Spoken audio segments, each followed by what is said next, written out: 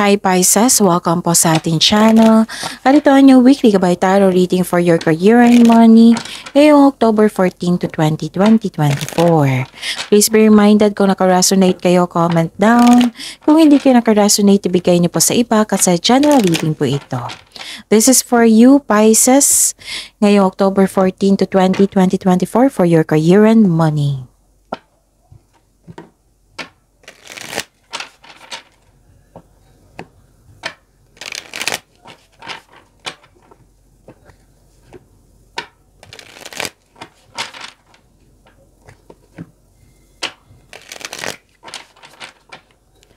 Para po ito sa inyong career and money Pisces ngayong October 14 to 20, 2024.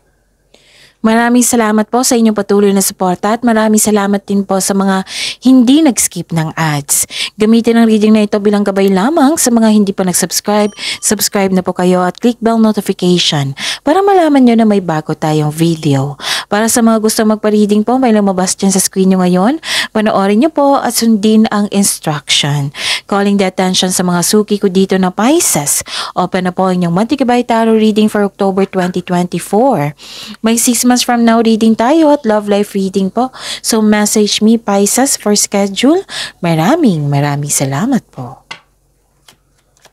Spirits Guide, mga ganap po para kay Pisces sa career and money nila ngayong October 14 to 20, 2024. I need 3 cards po.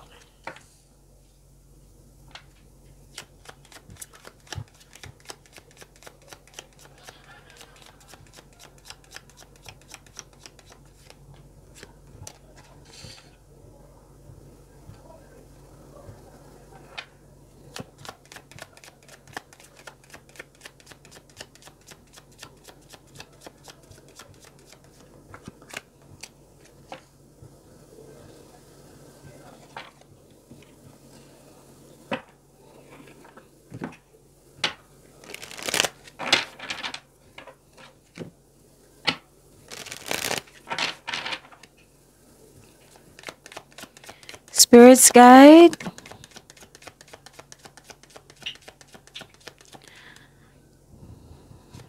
Message siya po sa career and money ni Pisces ngayong week na ito, October 14 to 20, 2024. I need 2 cards po. Another message po para kay Pisces, career and money po.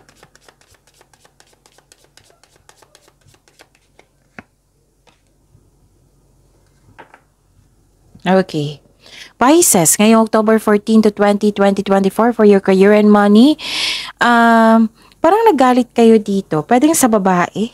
Oo, naggalit kayo kasi na-provoke kayo, nasaktan kayo, naggalit kayo, nagkaroon ng argument. Okay? Pwede na naman na itong babaeng ito, nagbigay ito ng tulong sa iyo, ng happiness, pwedeng sakit ng ulo. Nakikita ko rin dito na gumawa kayo ng desisyon. Gumawa kayo ng desisyon regarding sa inyong passion. Actually, may offer po dito.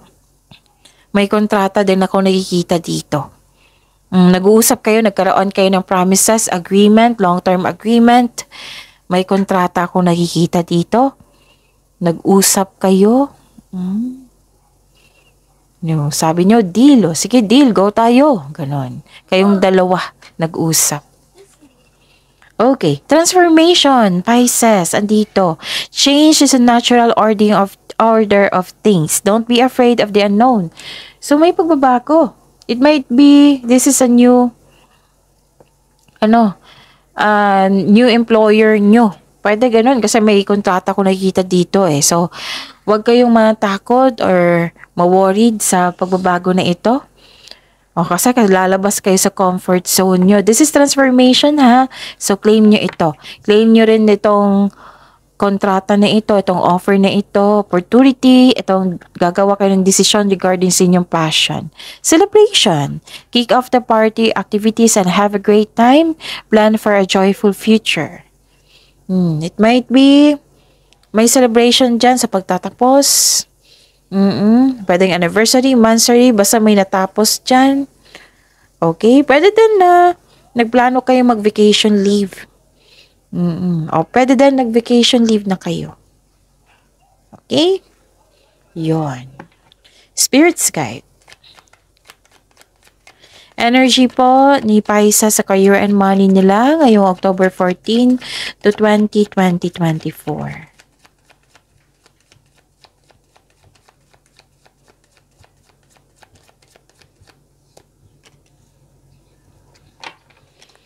The clarification of this card po.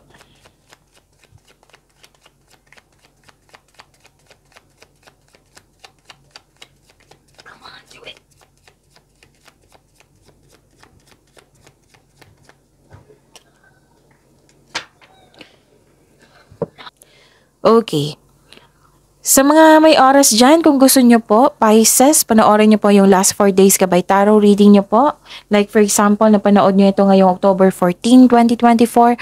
Panoorin nyo po yung October 13, 12, 11, 10. Kung may narinig o may nakita kayong repeating message, kailangan nyo po iyan bigyan ng atensyon. Kung maaari po, bigyan nyo po ng solusyon at aksyon. Remember, Pisces, at the end of the day, alam mo na ikaw lang ang taong may kakayahan at responsable na gumawa ng sarili mong katotohanan at kinabukasan. Okay, what is your energy, Pisces?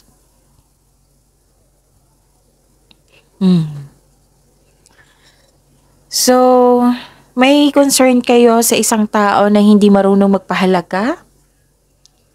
Nang dahil ito hindi stable yung emotion mo? Lumabas din dito na may naramdaman kang takot para lumabas dyan sa comfort zone mo or pag-accept sa leadership role. Kahit yung ibang tao naghihingi ng guidance sa iyo. Mag-ingat din sa communication mo sa ibang tao, baka kasi may nasabi ka na hindi maganda sa kanila or ma-offend sila. Or nireject mo ang agad ang isang tao na gustong makipag-usap sa iyo. Okay? So, ano pa? Nakikita ko rin dito na marami kayong ideas. So many big ideas. Inspired kayo ngayon, nagpaplano ka ng dagdag investment para magkaroon ng financial growth. Mas lumaki ang pangarap mo, kaya nagpaplano ka ng karagdagang investment. Para sa mga may trabaho, sa mga negosyante dito, nagpaplano ka to level up. Pinagigihan mo yung trabaho mo para ma-promote, para mapansin yung produkto mo. Okay? So, yun. Lahat ng signs, so, tingnan natin mamaya kay Sagittarius. Kasi, kay Cancer din na gumagawa kayo ng paraan na ma-develop yung hobbies nyo or skills nyo para magkaroon ng dagdag income. This is very good, ha? Marami kayong ideas na gustong gawin. Mas lumaki ang pangarap mo. Kaya siguraduhin konkretong plano yan para tuloy-tuloy na. Puro plano dito, contemplation, yes. Pwedeng nag-daydreaming din kayo, yung nag-iisip kayo ng possibilities na mangyayari. Nag-iisip ng mga plano, pangarap sa buhay, nag-iisip ng mga desire sa buhay. Yon. Spirits guide, possible blessings po na ma-receive ni Pisces ngayong October 14 to 20, 2024. Sa career and money nila po. Pisces, possible blessings. The clarification of this card po.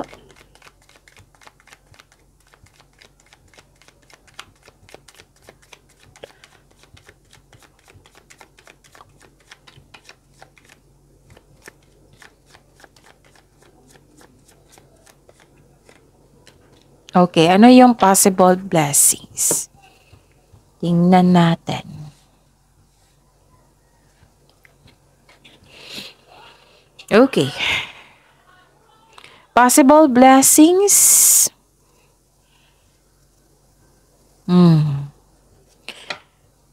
Okay. May mensahe ang card nyo dito. para matupad yung wish mo or mag-grant yung manifestation nyo. Oo. Pagbutihin niyo po daw sa paggawa ng plano. Kasi 'di ba gumawa ka ng plano dito. So pagbutihin niyo po daw. Kasi kung magkakaroon ng wastong plano, magkakaroon ng yung granted yung manifestation niyo, magkakaroon ng solid beginnings. Oh. Okay? So wag kayong magpa-distract sa isang tao na immature. Sa kanya siguro kayo nagalit. Distraction yan eh. So kung pwede po, huwag kayong magalit po. Huwag kayong magpa-distract. Oo, intindihin lahat, habaan ng pasensya.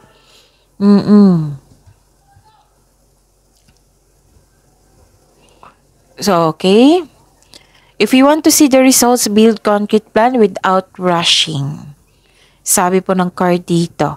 Magkakaroon ng mag-ingat sa paggawa ng plano para magtagumpay ito. Kasi nakita ko dito, granted yung manifestation nyo, magkakaroon ng solid beginnings. Very tutok ko sa inyo. Tutukan talaga. Very tutok ka ngayon sa inyong trabaho. You are putting effort without rushing. Kaya nga, huwag kayong magpa-distract. Sabi ng card dito. Kasi kung ma-distract ka, paano na yung trabaho mo? Paano na yung plano mo na bibigyan mo ng aksyon? Okay? So, yun. Ano pa? Nakikita ko rin dito na okay. Okay na to. Kasi nagkaroon ng kompetisyon. Rivalry, metuso, mandaraya, sinungaling. Okay na to. Last week to nangyari, the other day, I believe. Kasi nakita ko dito na you're finding a solution. Kasi may taong maraming masasakit na sinasabi sa'yo, may away na magkaganap. So this is a clarification of your card here. So that is a big distraction. Kaya nga ang sinabi ng card nyo dito, kung pwede po, huwag kayong magalit, huwag kayong magpa-distract kasi this is a challenge for you. Tingnan natin kung, like for example, pwedeng ganun na tingnan natin kung kaya pa ba i-handle ni Pisces to, itong challenge na ito kasi kailangan niya itong ma-handle para magkaroon ng development, magiging strong pa siya at may makukuha siyang learnings nito. Pero hanggat maaari talaga, huwag kayong magalit. Kasi ang ganda-ganda ng blessings sa inyo dito, granted yung manifestation nyo. And the blessings is nasa iyo ng sagot sa inyong mga katanungan na may solusyon na sa inyong problema. You are working na. You're working your skills, busy kayo dito, and pwede din pinagtanggol mo yung sarili mo dito eh. Pero sabi ng card dito, hanggat maaga, iwasan nyo po ito. Butit kung healthy communication. Butit kung healthy competition yan. Masaya yan. Pero itong taong ito, hilahin ka niya pababae. So, anong gagawin mo? Huwag kayong magpa-distract. Huwag kayong magpatalo. Huwag kayong, kung hindi man yung mga ginagawa niya, kung nasaktan kayo, pag-isipan nyo, deserve ko bang masaktan ng ganito? Ito pala yung sinabi ng cards ko dito na distraction. O, ano yung gagawin mo? Iwasan magalit kasi kung magagalit kayo at mag-stay yan sa energy nyo, magkakaroon yan ng blockages. Kasi we're aiming dito peace of mind. And tutok ka sa inyong trabaho dito. So, huwag kayong magpa-distract. Pagsikapan nyo talaga. Kasi tatlong card dito na pinupush. Hindi, 4. Apat na card ng nagsabi dito, pinupush talaga na kung may distraction, pwede din bigyan mo ng solusyon. Kung hindi kaya, kasi busy kayo dito, iwas mo na. Put boundaries, limit yourself.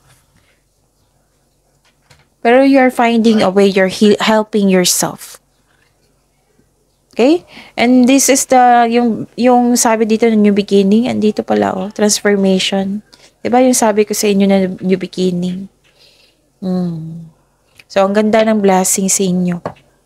Okay? Spirits guide. Challenges na ma-overcome sa career and money ni Pisces ngayong October 14 to 20, 2024.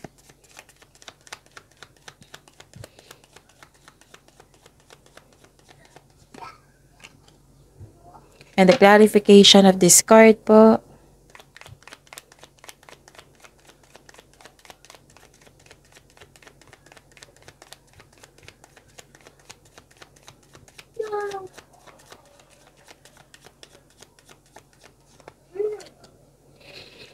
Maraming salamat po sa patuloy na tiwala, suporta sa ating channel. At maraming salamat din po sa mga hindi nag-skip ng ads. May lumabas dyan sa screen nyo ngayon, panoorin nyo po. Kung gusto nyo pong iyan, then follow instruction. Nagpa-apekto talaga kayo ang ilan sa inyo dito. Kunwari, andyan na yan. Kasi you felt disappointed dito, repressed emotion, you felt empty, depletion nandito.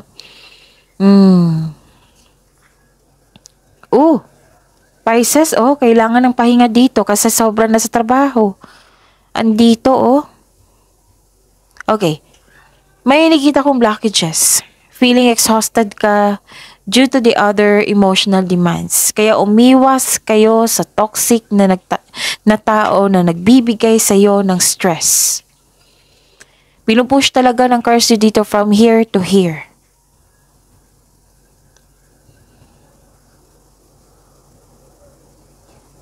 Nawalan ka ng dito, tiwala sa ibang tao.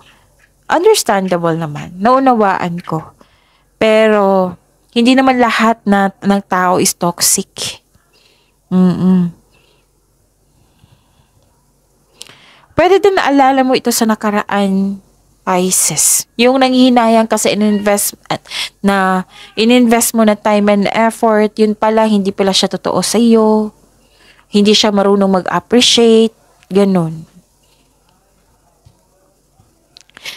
So, may isang tao dito na nag-iba ang treatment, pwedeng ganun. So, ang sabi ng card dito, guard yourself talaga. Okay? Don't worry, ma-overcome nyo ito kasi ang question natin sa cards nyo is ma-overcome na challenges. Nakita ko dito, you felt trapped. Na parang nakatali ka sa isang tao, ganun. Nagkaroon ng restriction dito Stuck ka sa sitwasyon, nakatali ka sa isang bagay or tao at ikaw ay nahihirapan. Ilan sa inyo nagkakasakit na dito nang dahil sa hindi ka lumaban. Ang sabi ng card dito, this card asks you to change something para ikaw ay makawala at makahinga. Okay? So this card asks you to step forward to your goals, trust yourself, and be patient. Ang prosesong ito ay nangailangan ng pasensya at tiyaga, ngunit magagawa mo ito. Nagtatrabaho ka sa isang kumpanya na hindi mo gusto at nawalan ka ng pag-asa. So some of you, or baka natatakot kang umalis sa comfort zone mo. Kaya nga may sabi dito, transformation. This is change for the better. This is kailangan talaga ang pagbabago. Change is the natural order of things. Huwag kayong matakot sa pagbabago. Don't be afraid of the unknown. Andito rin. Pinupush ng cards nyo. Baka itong offer na ito,